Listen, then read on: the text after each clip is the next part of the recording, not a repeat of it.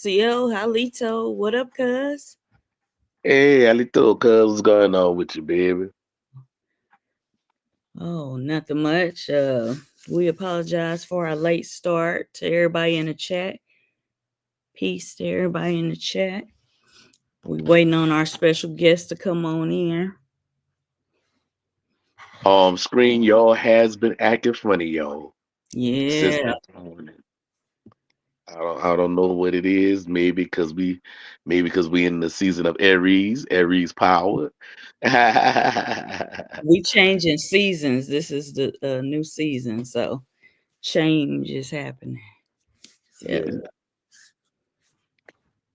yeah. Let me pull this up real quick. Our disclaimer. Let me get that.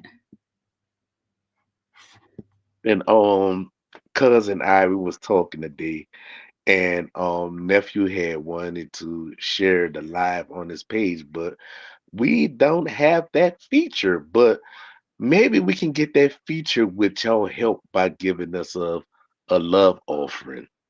If y'all able to give us a love offering, we'll be able to upgrade to where we can share our stream with other guest stream when they come on. And that probably help us to get more views and get the information out more to people that really need this information. So with y'all loving um kindness, you can go inside your wallet or your pocketbook. I ain't trying to sound like a minister, but if you can go ahead on and give us, show us a little love offerings or love appreciation for the content that we give y'all, hey, do so. You know what I'm saying? We gonna put it to good use. And I ain't gonna be doing this shit no every 10 minutes talking about giving us a love offering. Yeah, I'm gonna just no, say we fucking ain't doing once. all that shit. Our special guest is in the building too. Yep, Uh, because Ant-Man in the building. And Stone Gang 21 in the building, and many other people that probably be in the building that we can't see, you know, friends, family, and enemies alike, you know what I'm saying? Hey, all thing you do is just make us better, baby. exactly, exactly. So here's our disclaimer, and we're gonna bring on in our special guest. This is one of his second homes. Our family nephew, Wale Origins. He's in the building, he's in the building, he's in the backdrop, and we just go pull him up. Well, actually, you go pull him up. All right, peace, peace, nephew. Peace. Hey, what's going on, everybody? How y'all doing tonight? All right. Yoko nephew, what's going on with you, baby? Hiyoko, Nevi, salute, what's good?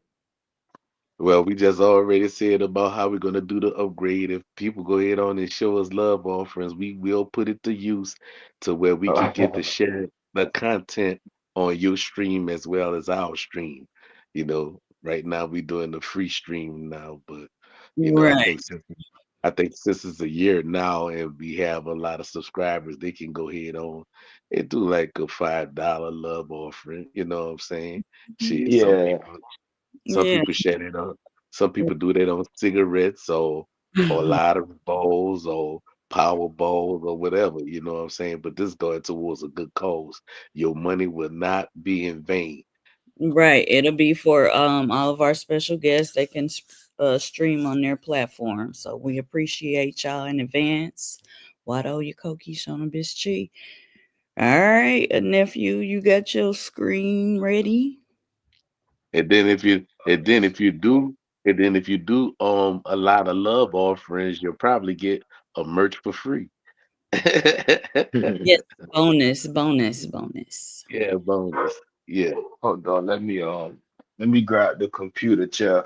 I'm gonna have to add my controls in, so I'm gonna have two screens up.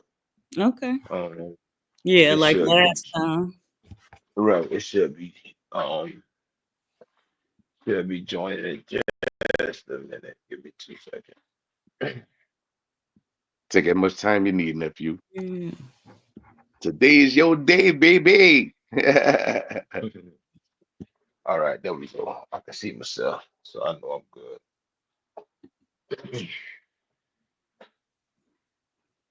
All right, perfect. So, again, thank y'all for allowing me back on the platform.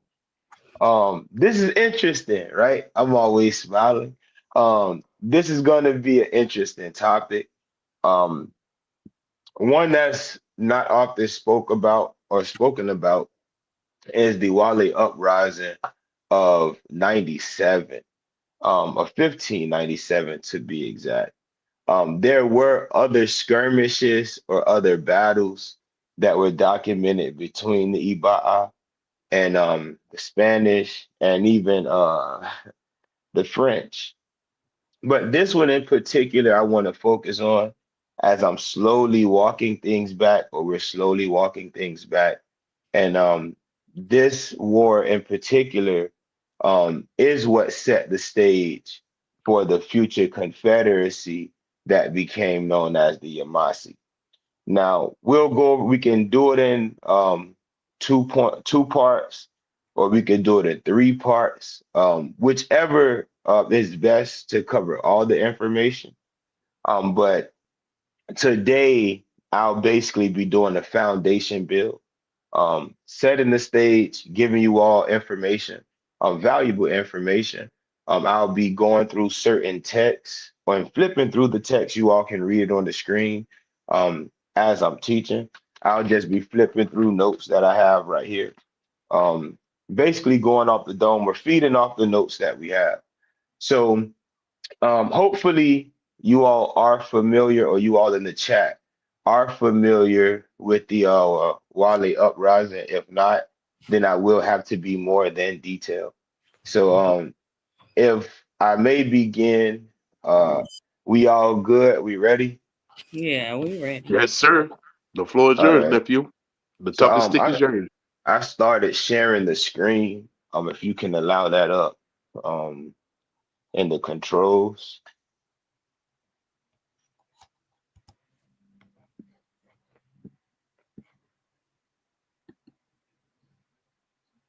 All right, turn that off. Okay. So the Wale uprising. So let's talk about the Spanish deception and the fall of Iba'a sovereignty. So with the events of 1597, this was not a simple rebellion against the friars, but it was a larger strategy by the Spanish to dismantle the sovereignty of the Iba'a. And here is the reason.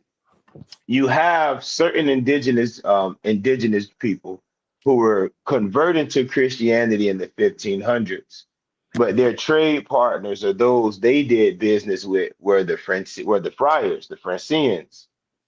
But you also have other groups of indigenous people that may have converted or may not have converted, and they were friends with the Spanish government.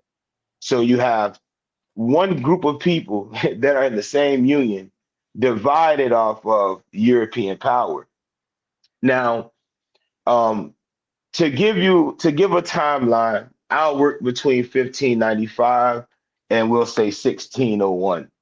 So if you look at the screen, what you will be reading, let me pull this up, pull up this chapter. I want to pull up the chapter about okay, here we go. Okay, recalls. Okay. So in 1595, basically what happened was the the Spanish were attempting to settle within Wale, and one of their ships, or one of their major ships, basically crashed.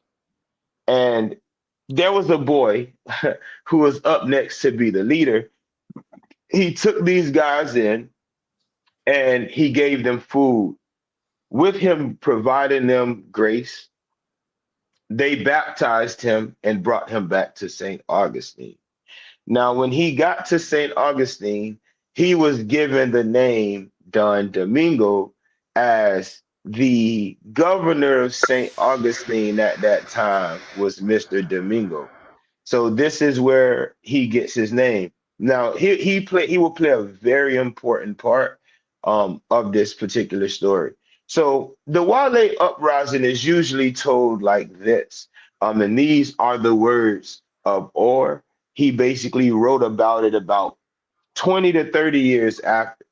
And he explains that this was incited by the devil. Um, and one of the chiefs who was baptized as a Christian and was an heir, he basically incited this uprising because he couldn't have more than one wife. This is usually what's told to the masses, and I'm here to tell you that that's completely wrong. And the rules or the game, um, creating an excuse for control. So as the friars were attacked, they say that there were six that were murdered. In fact, there were five. One of them wasn't harmed in the way that the rest were. And the Spanish government, when they wrote to the crown about what was going on, they tried to minimize what happened on their end while attempting to big themselves up by saying they were burning and raiding these different Wale towns. Now, the reason that this war is said to have kicked off is because there were restrictions placed on the Wale, like licenses. So now these people had to go, if they wanted to leave their town, they had to get a license from the Spanish government. So this is the tension that was going on.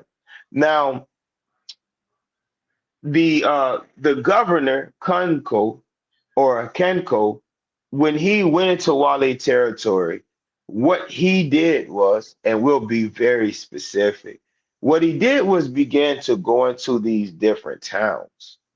And as he went into these towns, he noticed that those who were blamed for the war, um, in fact, their towns, their whole towns were burnt up.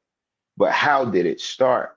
So October 4th, a group of Wale invaded San Pedro or Macoma territory. And the reason they invaded Macoma territory is number one, they were sent there by the Spanish government. So the enemies in these canoes, it says that they come from the land of Iba'a, which the Spanish called Wale. So the Iba'a from this particular town, and it was Asau, the village of Asau, they raided the Makoma. When they raided, a familiar figure that we've spoken about, Don Domingo, was seen being on front of a canoe, but not only was he in front of the canoe, he was dressed in the garb of the friar which he had murdered. And you can read this here. So he was dressed in the garb of the friar which he had murdered, and he returned to his town. Upon hearing this, the Spanish attempted to barter with the indigenous people, and they were like, well, look, we hear that one of our friars is still alive. And with him being alive, what do you all want in order to trade? So the indigenous people say, well, in 1595, you took some children from us. You took 7 children from us. One of these children being the nephew to the chief of Tupiqui.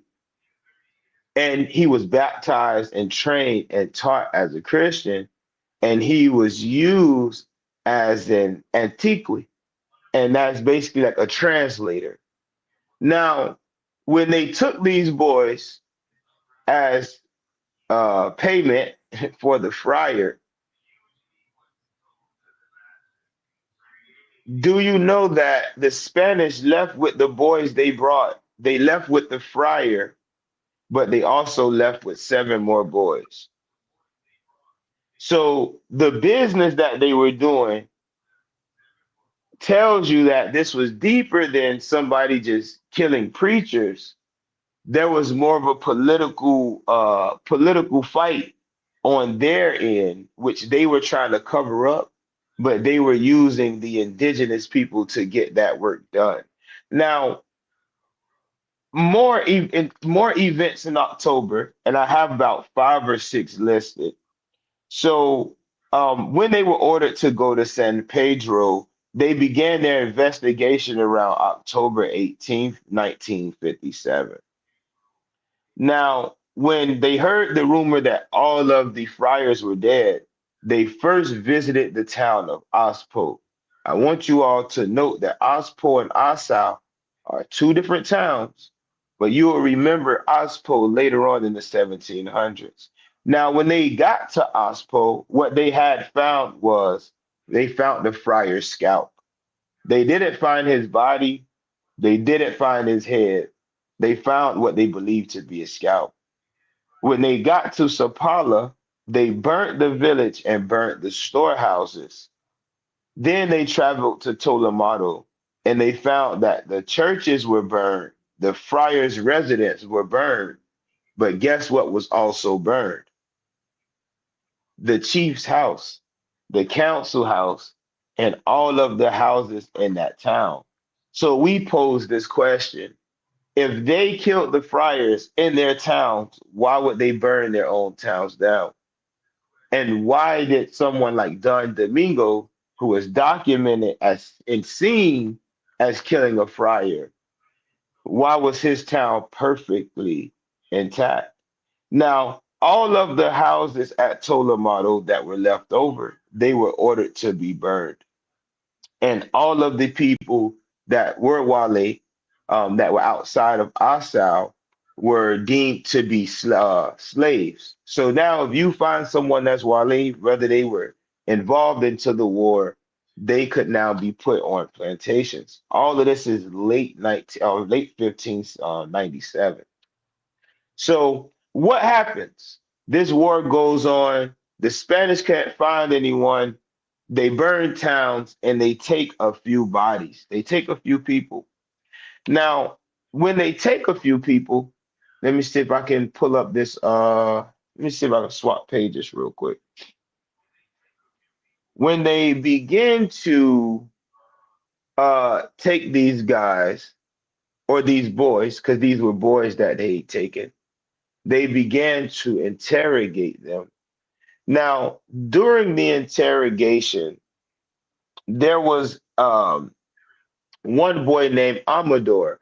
And Amador was originally one of the 7 boys that was taken from Wale territory. And when they picked up the next 7 boys, his brother was included in those 7. How evil are the Spanish? What did the Spanish do? In fact, the Spanish got the boy, and his name is Lucas. And Lucas was a Christian Wale who ended up coming into his town as the war was as you know the town was being burned. And upon finding the friar, Lucas took the friar to the front of the church. And when he took them to the front of the church, he buried them. Now, Lucas eventually was uh was tried for this. And after Lucas was tried for this, um, in fact, Lucas was murdered by the Spanish. They lynched him in St. Augustine. And when they wrote the story of Lucas, they wrote it to the crown or wrote it off as, well, he's just a lowly indigenous person. He's just a common Indian. When in fact, Lucas was the heir to the throne of Tupiqui. Again, what's continuing to be explained is the Wale that were friends with the Spanish government, the Tama that were friends with the Spanish government, and the Makoma or Timucua speakers that were friends with the Spanish government, they all decided to wage war on Wale proper. So what happened? What was done And how was this done? Governor Menendez, he basically called into action different chiefs from the Guale territory. Now, but according to him, and this was his reason for his actions, is that the friars in Guale territory had removed certain caciques from office and had replaced them with other Indians. Now, eventually, he will become guilty of doing the same. But let's talk about this here. Those that rendered obedience, and we'll get into the war. Those that rendered obedience, there were 22 chiefs. These 22 chiefs, after what supposedly had happened to the friars, they all came into St. Augustine to render obedience. And what they did was they agreed to allow the Spanish to control, or the Spanish government to now control their politics, control their food ration, and control, when, where, and how they could travel. So this document is an excerpt from the letter of Governor Kanzu and Okonkwo, as he was speaking on the events of 1597. Now, this had to be written about 1600, between 1600 and 1601. And what he explains in his letter is that, being that no one officially was blamed for the uprising outside of Lucas, that the leaders that didn't come kiss his feet or bow to the crown were now to be held responsible for instigating what happened during the uprising. And what he did was, now it says, and this is the introduction to the letter, it says, no record from before the uprising ever refers to Don Juanillo as Miku Mayor, nor is there any mention that the friars had attempted to remove him from the office. Pause. Now, Don Francisco was the paramount chief. He was the cacique mayor. Now, what happened was, when the new order was being established, those of the Muskogean stock began to move into these lands. So now the term becomes Miku Mayor. So we'll talk about the Miku Mayor. So the document, in response to your majesty's request that I give my opinion regarding the Cacique Don Juan's ambition to become the Miku Mayor of Guale territory. Now, this Don Juan that's being spoken about is the Macoma chief. This Don Juan wrote to Spain that he should be made the Miku of Guale territory, which is actually insane, and it should explain the political shifts that were already going on in the 1500s. So this should already be explained, right? Now, you have the friars putting people in place. You have the Spanish government or the crown putting whoever they wanted in place. And this is the beginning of the war. So what happened?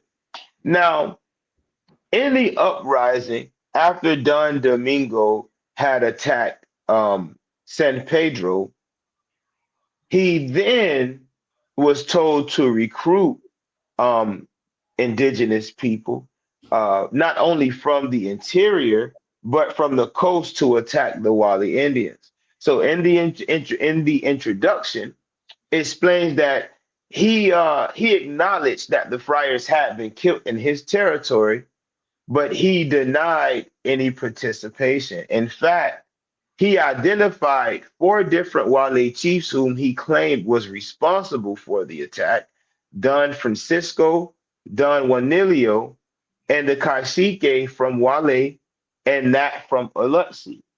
Now, all of these towns you eventually hear in the Yvmvse War, but what you are noticing is that what they were originally a Guale people. Now, um, when this was going on, when this war was going on, and he was recruiting these different groups, that list that I sent you are the list of people that he recruited. Now, once they arrived, what they did was he knew exactly where Don Francisco and Don Juan were living. They were living in the interior amongst the interior Guale. So he led an expedition there. And in fact, he got his ass whipped. Like when I say they got smoked to the point where they had to go recuperate. They had to go relax. Then they had to go grab people from Latama in order to join their mission. When they joined the mission, they now had muskets to go back and invade the Guale or the Guale proper. And they ended up taking some as hostages. However, when the smoke cleared, when the gun smoke cleared, everything goes down.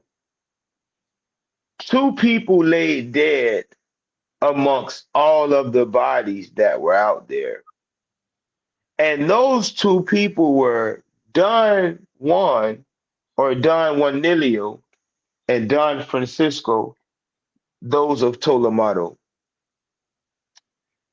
And as it was explained, this war took place this battle had taken place at a mound site. So it actually took place on the battlefield.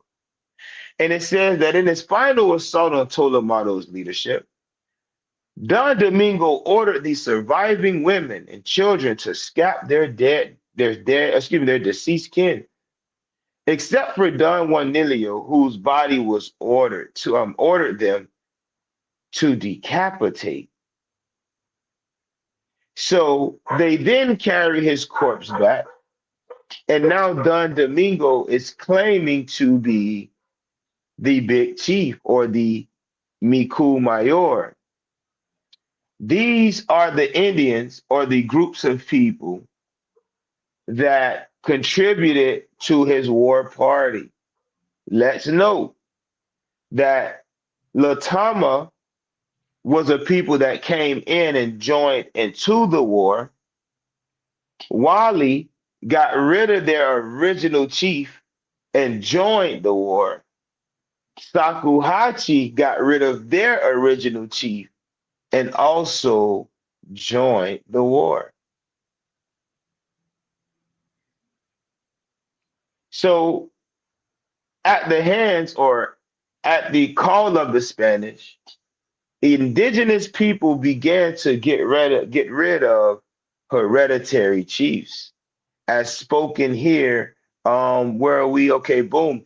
Because it says it says okay, when the battle ended, Don Juanilio and Don Francisco and 22 of their immediate kinsmen were dead.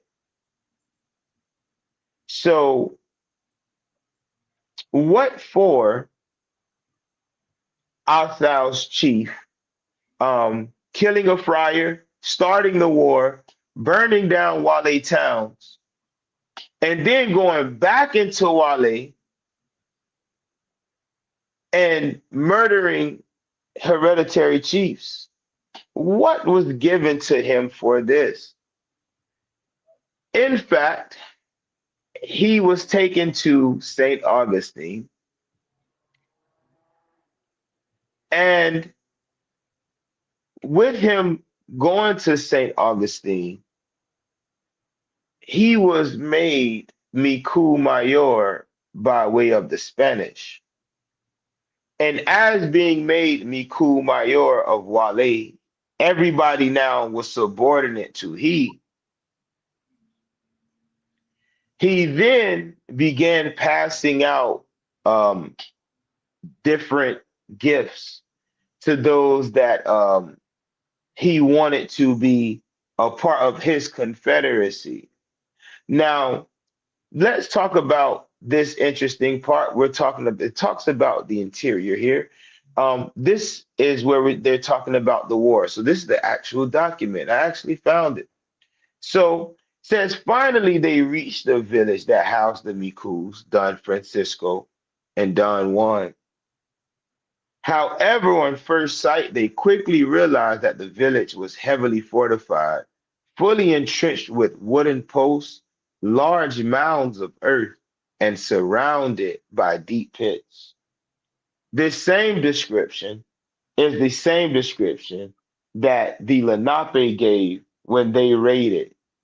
These just so happen to be the same town. Now, with the leaders dead, Don Domingo, in fact, was given a handsome rent, a handsome payday. In fact, again, as stated, they made him Miku Mayor. Not only did they make him Miku Mayor, but they reestablished the mission system in Wale, and they renamed his Santo Domingo de Asao. So while he was the main perpetrator in what was going on, while he was the main person who was known for killing friars, while he listened or hearkened to the voice of the Spanish in order to rid the land of the original Wale, he then was granted the big seat over all Wale people. And then he was granted his own mission. So what about these towns? Like we spoke about Wali, Ospo, Tolamato, Olutsi. All of these towns eventually became a part of the later Yvmvse Confederacy in 1715. And a bulk of that fight, I'm open for correction. But a bulk of that fight was fought by the original Wale people, and this war was literally the precursor to the Yvmvse War. So if anyone has the Yvmvse Indians, Florida to South Carolina, there are a few pages I can tap on to explain what eventually became of the Confederacy by way of these names. So in chapter 10, it literally opens up. In the 1680s, a significant number of Wale began to abandon ties with the Spanish and migrate from their lands along the Georgia coast and its river deltas towards South Carolina, becoming Yvmvses. So when the Wale eventually split again around 1680, this was the second wave of invasion of the West, though. Some of them moved to the north and joined with the Tama to become the Yvmvse. Now, it reads in 1576, war erupted between the Spaniards at St. Helena and the Wale. Successful attacks by the Wale and Norista on the Spanish settlements forced the Spanish to evacuate St. Helena. After a period of relatively peaceful missionalization, in 1597, the Wales killed 5 Franciscan missionaries. The Spanish destroyed the Wale villages, burned their crops, and they created a famine.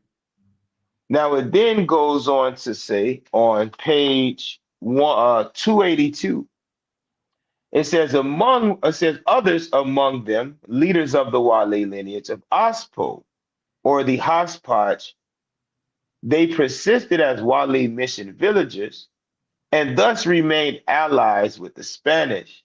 But immigrant Wale joined the Yvmvses to attack Wale missions and capture Spanish allied Wale as slaves. Among these Wale Yvmvses were also Ospos who became Haspa. So That lineage of Aspo in the 1500s still existed in the 1600s, 100 years later, literally 100 years later. But they still were having the same struggles. Should we deal with the Spanish or should we not deal with the Spanish? Now, this lineage, it talks about the lineage, but Don Francisco or Don Francisco, you hear the name. In Ospo, 100 years later, there was another chief carrying the name of his Christian lineage, which was Francisco Antonio. And Francisco Antonio, he was the chief of these Wale that were in Florida. He was a Spanish ally. Now he stayed a Spanish ally, even as on page 284 says, as the majority of Wale joined the Yvmvse Indians. Now, he was recognized, or his hereditary position was recognized, and he was described as Indio or Indian, but Pardo y Moreno, black and brown. Now, though he was called Hoshposh or Ospo, right? It is an actual fact that he was born in the town of Alutsi.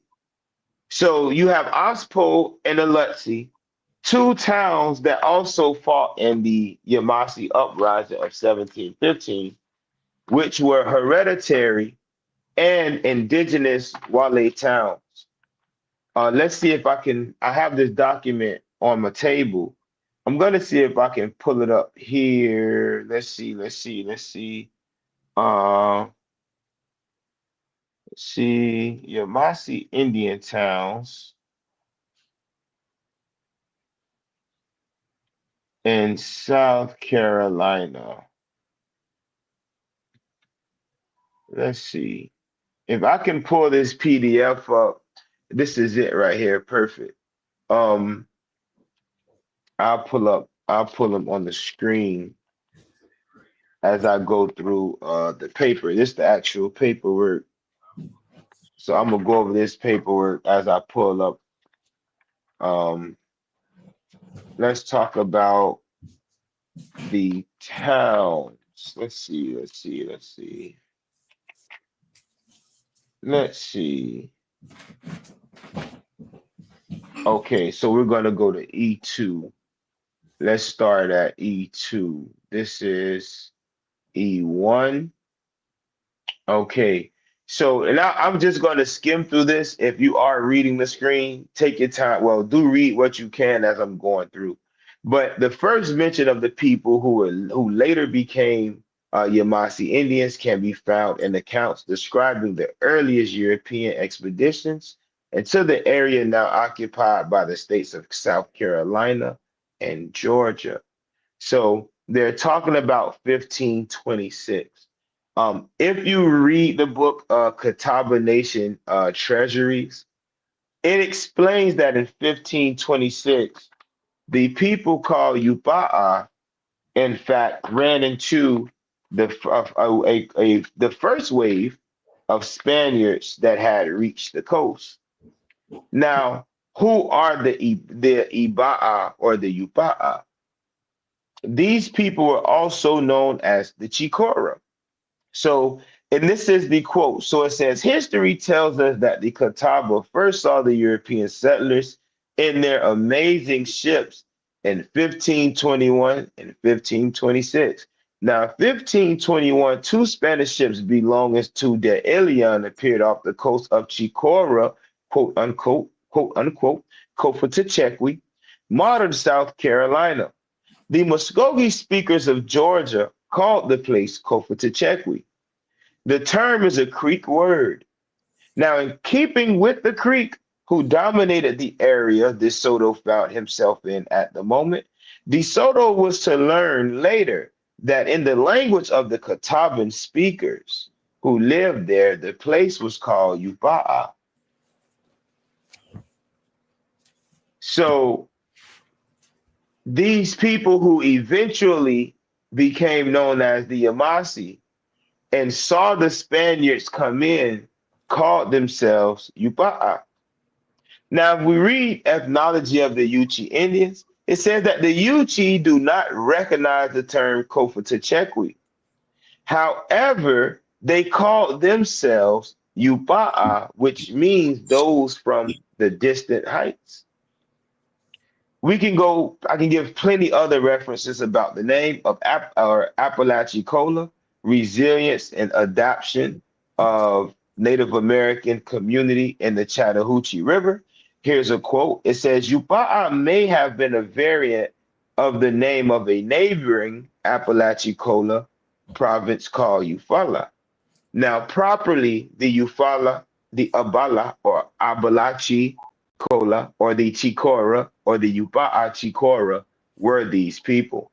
Now, in section 2 or in E2, what is explained is that while during that particular century, traditional Wale beliefs and values were belittled by the Spanish, as these were people that they were attempting to convert into their religion. Now, with the Wale either running from war that was going on with the Chichimiko, well, not really running from the Chichimiko, they were really whooping their ass. But with the Wale really running from English encroachment, they began to go back into lands that they had settled earlier, but were given up to the missions. Remember, the missions were closer to St. Augustine. Now, when they got to the missions, or when they got into St. Augustine, people that they had been to war with previous years before during the 1500s, Latama, eventually made their way into the coastal land. So as they settled in the coastal land, they settled in Wale provinces, Appalachia provinces, but both Wale and Appalachia and the Tama became referred to as the Yvmvse. So this is a conglomerate group that was created either through subjugation and enslavement or military necessity. So these were still independent people, but they became one by way of name and by way of European thought, because it has to be remembered that it wasn't until they got their hands on Spanish documents that they were able to see that these were two different people. In fact, they were not the same. Where it says these people, talking about the Wale and the Yvmvse, included both Tama and Wale, and perhaps a few people of other tribes. But the Carolina traders and government referred to them all as Yvmvses. The name Wale does not occur in the Carolina records in reference to any of these people, although it is certain that many of the Yvmvse were of Wale origin. So this bloodline that was fighting in the 1500s was the same bloodline fighting, or these bloodlines in the fighting in the 1500s were the same bloodlines fighting in the 1700s. Now, but there became a slight difference, because with the English now calling everyone Yvmvse, you now have to begin to separate who was doing what. So let's talk about what they say. So they say contemporary documents contain numerous references of abuses of the Yvmvse by traders residing among them. Now, when they couldn't meet the quota for enslavement, when they couldn't meet the quota for maize, the traders began to come down on them. They beat their women. They were doing them wrong. The same treatment they were giving to the indigenous Wale, as we read in the Yvmvse Indians, and in murders and martyrdom, it was being returned to them. Now, in order to protect the Yvmvse, the Carolina government then created the Yvmvse Reservation in July 1707. Now, this reservation stretched from the Kabahi River to the Savannah River. But the islands that were within this area So you have St. Helena, Ladies Island, Hilton Head, and Port Royal, but these were excluded from the reserve. Now, we hear today that this has to come back. This has to come back to those who it rightfully belongs, and rightfully so. But when we speak on this, we have to mention the lineages that persisted in these 10 towns. So the lower towns and were led by the chief called Altamaha, who was from Tama. So the original Yama or the original Yamasi are supposed to be led in the south, or that lower part of the Yamasi reservation, followed by Okate or Oku and Ichisi. Both of these towns are originally Yama or Ichiri or Chichisi, Ichiri, Chikasa, Atikata. They're original Hichiri speakers. So the Hichiri that migrated into the southeast, they were given the lower towns. As it says, the lower towns, and here we go, right here. And these are all of this is important. The lower towns were all located on the mainland east of the Broad River in Beaufort County. It is not important. The Altamaha, Oku, Okate, and Ichisi towns were clearly named after Tama towns. Now, it is likely that most of the residents of these three towns were people from the former Tama chiefdom in interior Georgia. So that chiefdom that or those people that were the Ichisi, Okate, the Oconee, the Ichiri speaking Oconee, or the Latama, were all Tama, and they were all Yama. They were the Yamasi. Now, the Yuha may have been a Wale group formerly named as the Oya, who resided on the fringes of the Spanish mission system, but they were clearly settled in the area of the lower towns. Now, the upper towns were composed primarily of remnants of the Wale, although remnants of other groups may have been incorporated into these towns. Potocaligo was the head town of the upper division, and the Potocaligo chief appears to have been able to speak for all of those residing in the upper towns. Pocotaligo, Pocosabo, and Haspa are all upper towns that I believe were occupied by Wale remnants. Now he says, I believe, but we already proved that they were through the other texts, and we walked it back to the 1500s. Now it says, a 1685 reference indicates that people of the Wale town Sapala or Sapalo, right, had recently arrived at Stewartstown. A 1711 reference to a town that name amongst the Yamasi suggests that Sapala or Sapelo may have been one of the upper towns. If so, then it too was derived from the Wale, because Sapala was once one of the more important towns on the central Georgia coast. Two other towns among the upper Yamasi were Tulafuna and Sagdikti, or this is Sakuhachi or Saktukchi.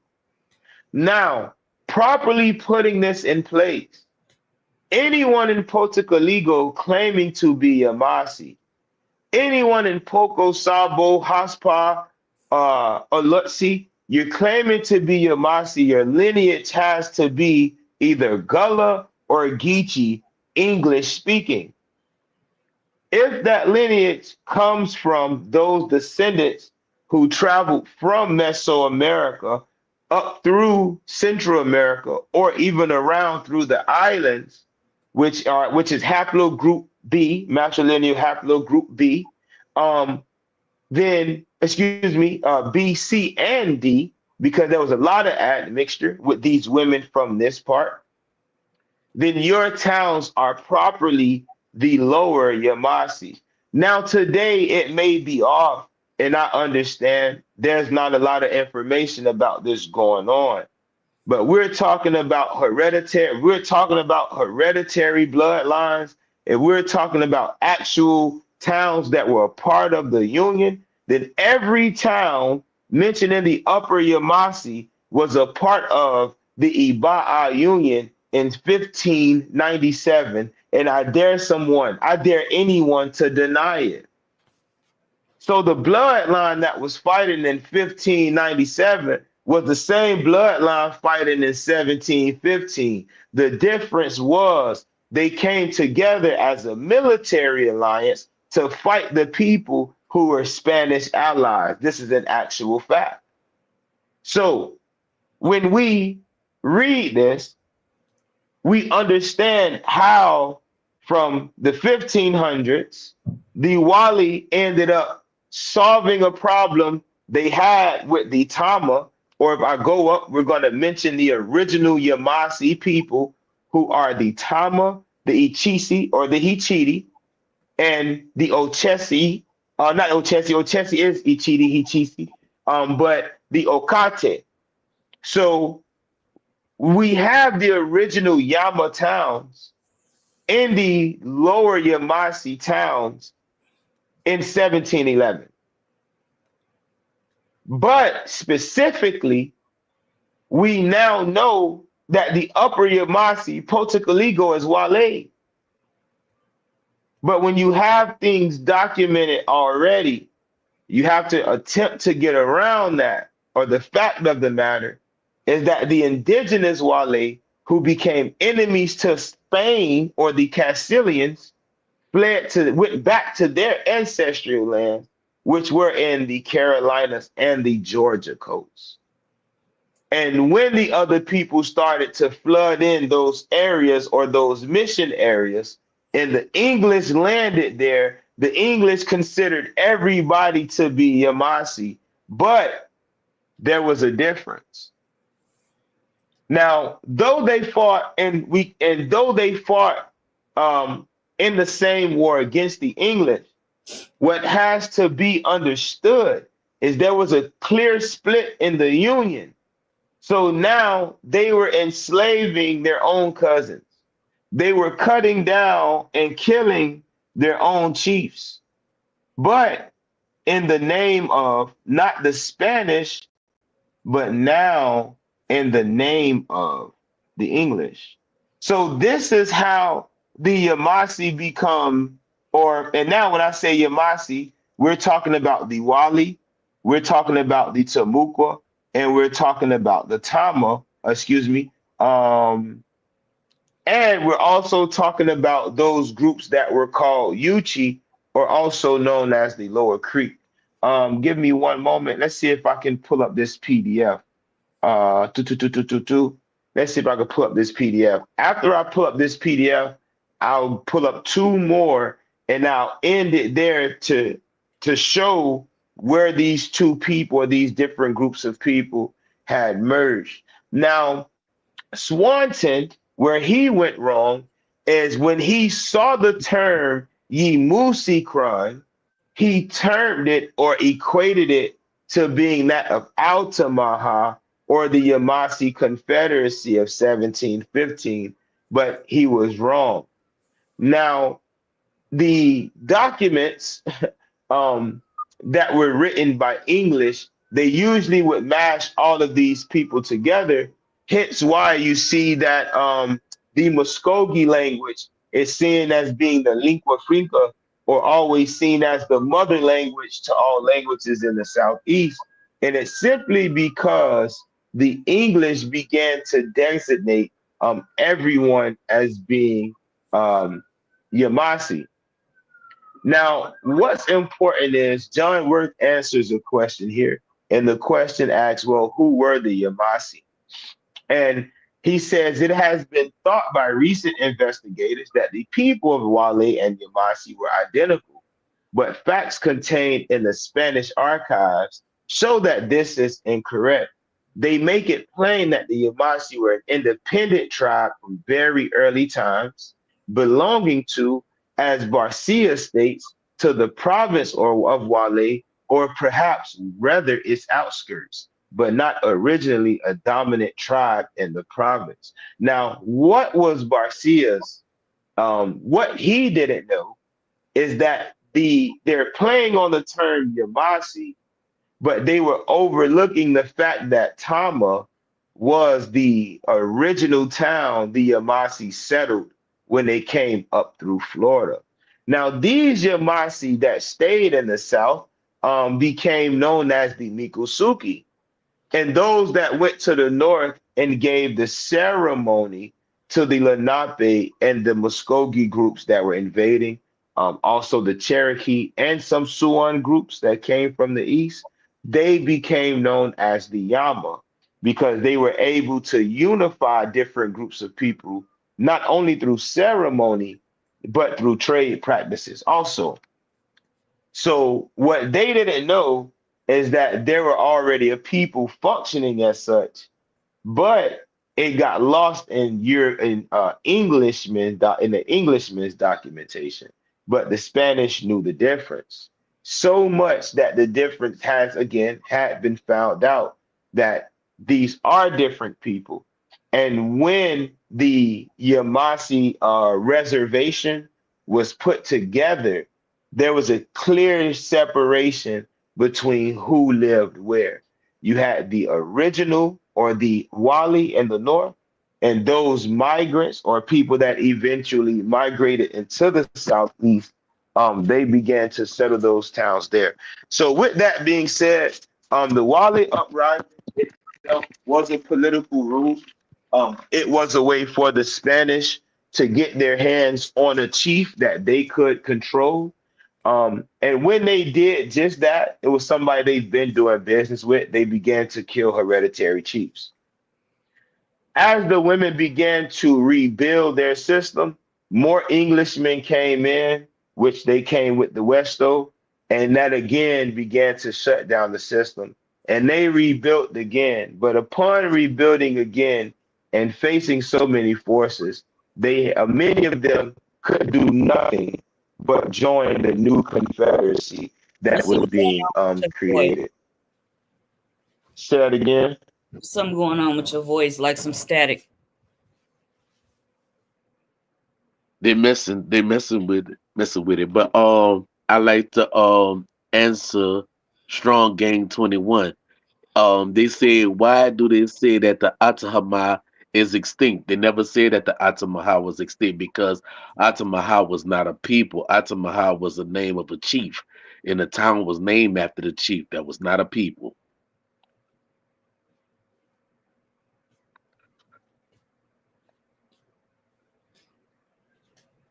But yeah, nephew, I get to stick back to you.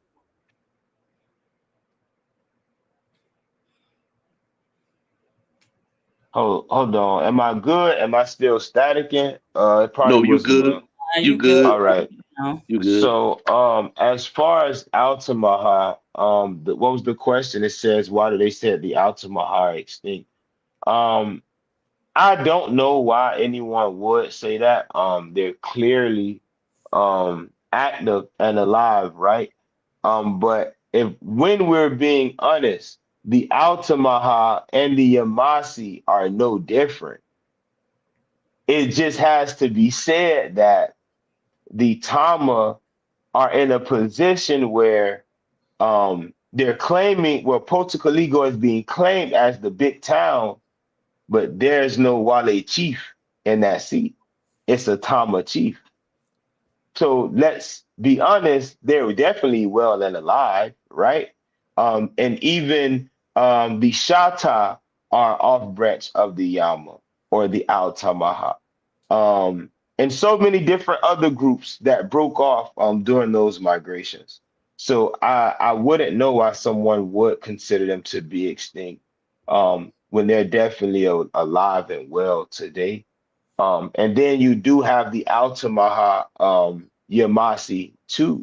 So while you do have the Altamaha Yamasi, regardless of any grievances anyone may have with their chief or their people, they're still active. They may not be in their place neither, but their story has to be heard too, because when they're telling the story and they come from the same place as the Yama or the Ichisi and the Hichiti speaking Oconee, but they're explaining that they were the rulers in the lower towns and the hereditary Wale were the leaders in the upper towns, then people should actually listen to that, because it's the fact of the matter, right? This isn't about feelings, it's about the fact of the matter. Those people that were defending their ancients' land, that really was their ancestrals' land. So they really should be the ones speaking on Potocaligo, Poco Sabo, Ospo, Alutsi, Tula Funa, Sapella, and all of that good stuff. So, but yeah, they're definitely alive and well today. Are there any questions that anyone may have about the uprising, or any questions anyone may have about the initial formation of the Confederacy?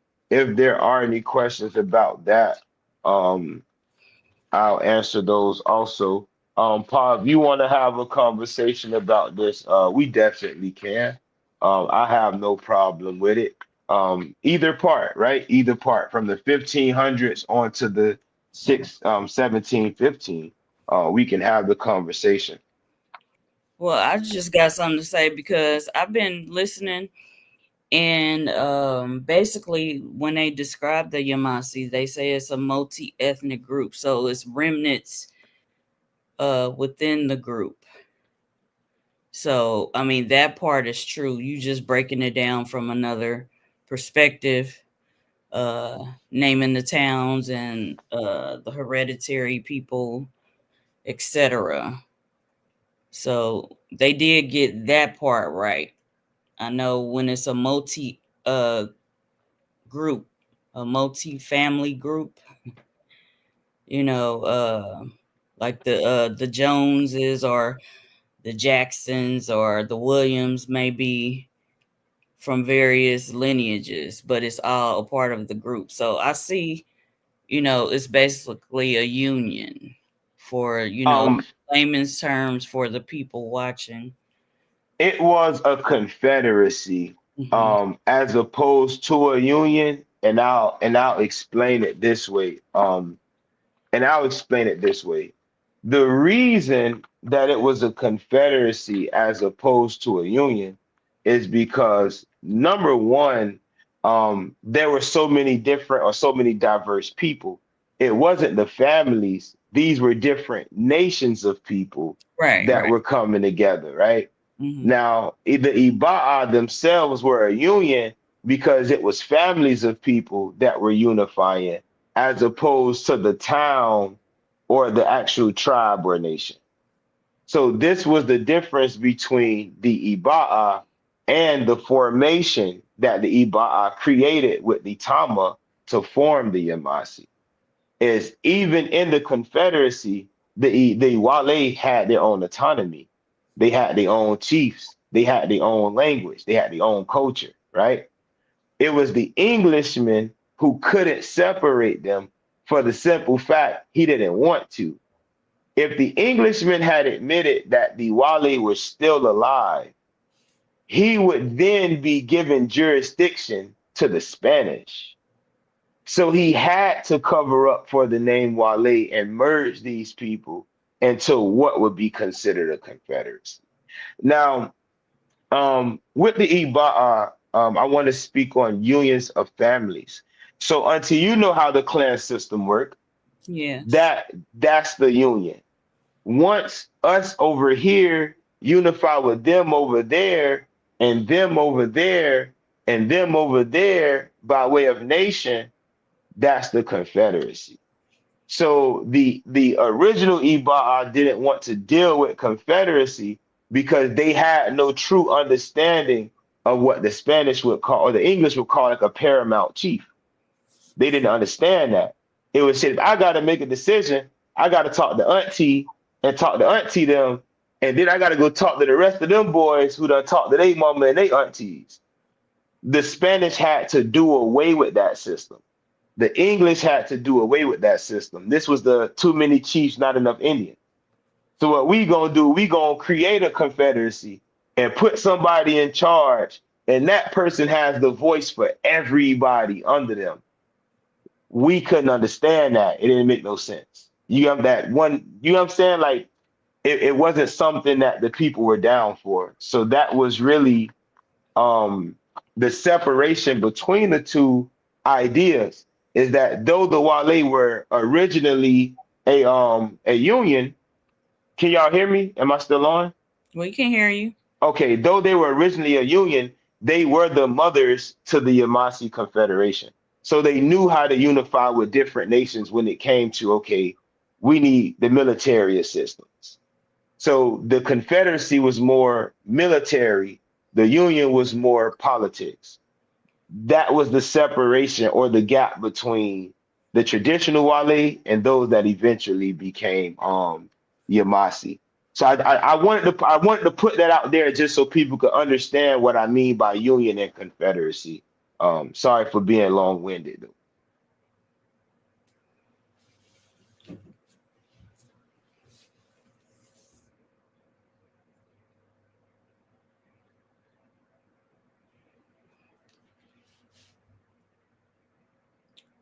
You broke it down in layman's terms, so they should be good. Yeah. Let me see this message. Let me see. Pod and dropped out. Yes. Let me get that. One moment. All right, I'm back. Pod dropped. Well, he went to sleep. Yeah, no, I'm back. No, I'm up. Okay. But you're gonna have to come back to do a part 2 and a part 3 on this. No, I definitely do, because I actually want to actually read the documents. I'll take down the different documents and actually read all the documents during the war. So you all will actually be able to see or read through, like for instance, they have like the execution of Lucas. So when they were executing Lucas, Lucas basically was explaining to them that he was a Christian Wale, he had nothing to do with it. But in order to further his torture, they brought in his 12-year-old brother to interrogate him in Spanish. So imagine not seeing your brother for 2-3 years, and you get kidnapped, you get beat up and interrogated, and they bring your little brother in the room to force you to confess to a murder that you didn't commit. And if you don't agree to the bullshit they said that you did, they're going to kill your little brother. Lucas took it like a G. Lucas took it to the door. All I did was bury that man. They ain't kill him. They lynched Lucas in front of his brother and their whole town. They then wrote the crown and said Lucas was just a regular Indian. Whole time his mother was the Kashike of Tupiqui. He was of royal blood. Right. He was of royal blood. So this is something they've been doing for hundreds of years that we've only seen overflow in English documents in 1715. But as mentioned in the Yvmvse Indians, the Wale were whooping the Spanish ass in 1570 for doing the shit they were doing in 1519. And the shit they were doing in 1667 and 1680. It just boiled over when it took a new name and that war was laid on the English. Right. Because it's a fact. Can't nobody say, well, we the only people who got rid of these people from our land or our island. That's a lie. The Spanish literally wrote decrees that they couldn't even settle the coastal lands at a certain longitude and latitude above St. Augustine. You had to know where you were landing at because the Wale were killing them. It Right. was only those who were dealing with Makoma that allowed the missions in. And then the people came and took down the missions again. They said, fuck it, we don't need it. We'll deal with the government. Fuck the church. Right. So for hundreds of years, these same bloodlines have been going to war with these folks. Right. That's what we have to focus on. That's what we really have to be honest about when we speaking about this. Because anybody can claim a town today, but what do we actually know about that town's history? Let's talk that shit. What do you actually know about the town's history that make it that? Because we spoke about the separations in our towns and named the different people that split and that started these wars that eventually the Englishmen were able to capitalize off of, because they then convinced people to go enslave grandma. Grandma want to be friends with the Spanish, go get her. Your brother or Right. your cousin or your uncle want to be friends with the Spanish, go get them. So the Right. Yvmvse were used as slave raiders for the English. They did wrong, and they called the same people that was whooping the English ass. Those people came up out of Florida. Tell me I'm lying. It came and helped. So the people that were fighting in the 1500s ran closer to Florida, chilled out, and just let everybody else, the rest of the nation or the rest of the Union, have the land. And then they started getting picked on. And when the people that were enslaving them called and asked for help, they still went to the call and defended them. This was fucking insane. So they weren't an evil people. They were warriors, but they didn't like the European more than they didn't like the people that were enslaving them and were indigenous. There's a question. It says, how big was the Wale territory? In fact, the territory of the Teligui, the territory of the Talaguale or the Talagora was everything east of the Mississippi. However, the Appalachia or the Abala mountain range um, was a border for specific people in the north after a certain point. But everything east of the Mississippi was called Wale. It was called Savannah. It was called Taluguale or the Pine Islands, right? Or those pine people or the people of the swamp pine. It was called Yalu, or as Unkno in other languages, Yalu were translated into Bagu or Bagula or Bayou, right? Which means the swamp pines. And Right. then you have those coastal lands. So the South Coast, which was West Florida, all the way to Alabama, Texas, all of this was called Wali, as it means South in the Ibala language. And that coastal region from Florida all the way to about, I want to say that DC area, that was all considered Yupa'a. So same people, different names or different dialects for what they called the area, but it all meant the same. And the Lenape called it Shawnee or Shui.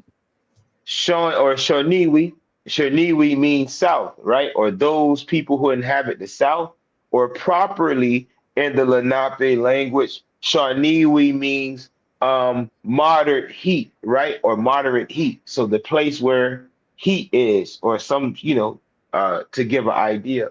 So all of these terms that were eventually used during the Mississippian era became terms that the Spanish and the French were using. Shawnee, Savannah, Muspa or Muskogee, Yama, Atikara became Chickasaw. So all of these are ancient people that eventually also inhabit the land of the Tagora.